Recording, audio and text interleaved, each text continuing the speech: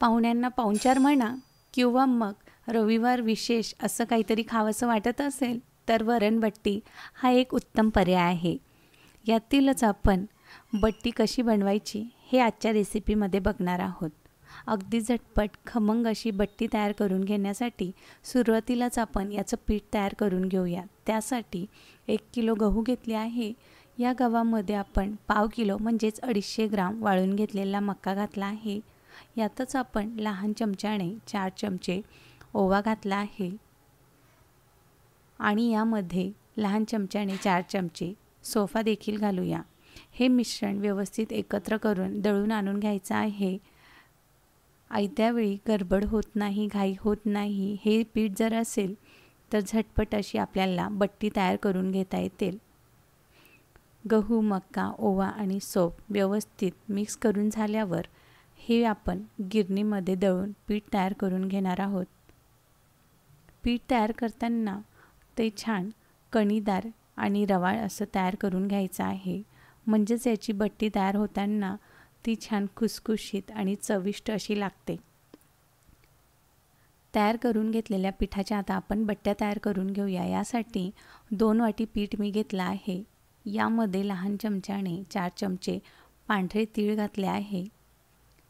यातच चवीनुसार मीठ घालूया. बट्टी खुसखुशीत येण्यासाठी यामध्ये कडकडीत असं तेलाचं मोहन देखील घातलं आहे. लहान चमच्याने 5 चमचे एवढं तेल मी मोहनसाठी वापरलेलं आहे. हलकंसं तेल थंड झालं की ते बट्टीच्या मिश्रणामध्ये एकजीव असं मिसळून घ्यायचं आहे. बट्टीमध्ये मोहनाचं व्यवस्थित मिश्रण एकत्र झालं की आपण पीठ मळून घेऊया. पीठ मळताना छान मऊसूत असं हे पीठ मळून घ्यायचं आहे. जसं आपण पोळ्यांसाठी पीठ मळतो तेवढंच मऊ आणि पातळ पीठ यासाठी मळून घ्यायचं आहे. बट्टींचं पीठ रवाळ आणि कणीदार असल्याकारणाने हे मऊ भिजवलं की यातील कळण्या छान फुलून येतात. या पद्धतीने मऊसूत असं हे पीठ मळून झालं आहे. याला आपण किमान 15 मिनिटे साईडला ठेवून त्यानंतर याच्या बट्ट्या वळून घेणार आहोत. 15 मिनिटांनंतर बट्टीचं पीठ छान भिजून आलेलं आहे. यातील ज्या कण्या आहेत त्या देखील नरम होतात. येथे मी 3 उंडे घेतले आहे आणि याच्या मध्यम आकाराच्या पोळ्या लाटून घेणार आहे. बट्टी खायला तर सर्वांनाच आवडते, पण पचायला ती थोडी जड जाते. म्हणूनच आपण या पिठामध्ये दळून आणताना सौंफ आणि अजवाईन घातली आहे. यामुळे ही बट्टी अगदी सहज पचते, पचायला हलकी होते, शिवाय चव देखील अतिशय छान लागते. 3 उंड्यांच्या पोळ्या लाटून झाल्या की त्यांना आपण एकावर एक ठेवून रोल करून घेणार आहे. या पद्धतीने बट्टी वळून घेतली की तिचे खूप सारे लेयर्स पडतात. शिवाय बट्टीमध्ये कच्ची देखील राहत नाही. पहिल्या पोळीवर थोडंसं तेल लावून घेतलेलं आहे. यानंतर ज्या 2 पोळ्या आपण लाटून घेतलेल्या आहे त्या यावर ठेवून पुन्हा तेलाचा हात लावून घ्यायचा आहे. बट्टी आपण सुरुवातीला पाण्यावर वाफवून घेणार आहे.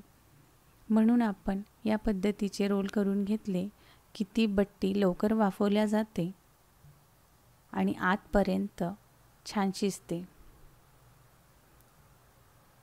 हलक्या हाताने मी ह्या पोळ्या दाबून घेतल्या आहे आणि यांचा आता आपण रोल करून घेऊया. यामध्ये आपण पांढरे तीळ घातले आहे म्हणून बट्टी अधिकच चविष्ट अशी तयार होते. हा रोल हलकासा आपण दाबून घेऊन याला मध्यभागी कट करून घेऊया. कारण की जो रोल आपण तयार केला आहे तो थोड्या मोठ्या आकाराचा आहे आणि आपण हे वाफवताना चाळणीमध्ये वाफवणार आहे, म्हणून त्या बसल्या जातील या आकाराचे आपण हे रोल कट करून घेतले आहे. पुरणाची जी चाळणी आहे त्यामध्ये हे रोल या पद्धतीने बसून घेतले आहे. कढईमध्ये पाणी घालून यामध्ये 1 लिंबाची फोड टाकून बट्टी वाफवून घ्यायची आहे. उकळत्या पाण्यामध्ये लिंबाची फोड टाकली की कढई काळी होत नाही. जवळपास 20 ते 25 मिनिटात या बट्ट्या वाफून झालेल्या आहे. यामध्ये चाकू घालून बघितला की चाकू अगदी क्लिअर निघतो. याचा अर्थ बट्टी आतपर्यंत छान अशी वाफून झालेली आहे, ती बिलकुल कच्ची राहिलेली नाही आहे. यानंतर रोल थंड झाले की आवडीनुसार लहान मोठे काप करून घ्यायचे आहे.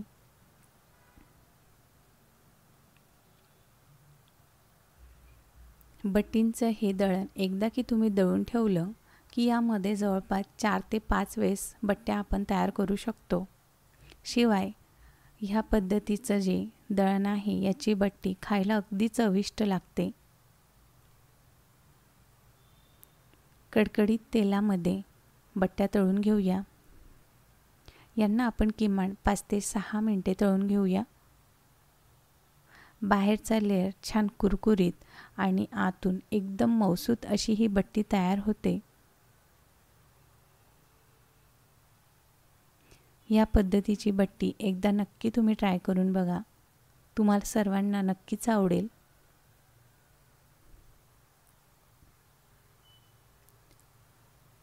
आपण पोळ्या लाटून एकावर एक लेअर करून घेतले होते, म्हणून या बट्टींना छान आतपर्यंत असे लेयर्स असे दिसतात. बट्टी संपूर्ण तळल्या जाते, कुठेच कच्ची राहत नाही आणि बट्टी कच्ची न राहिल्यामुळे पोट दुखणे वगैरे प्रकारही होत नाही. छान खमंग असा लालसर कलर आलेला आहे.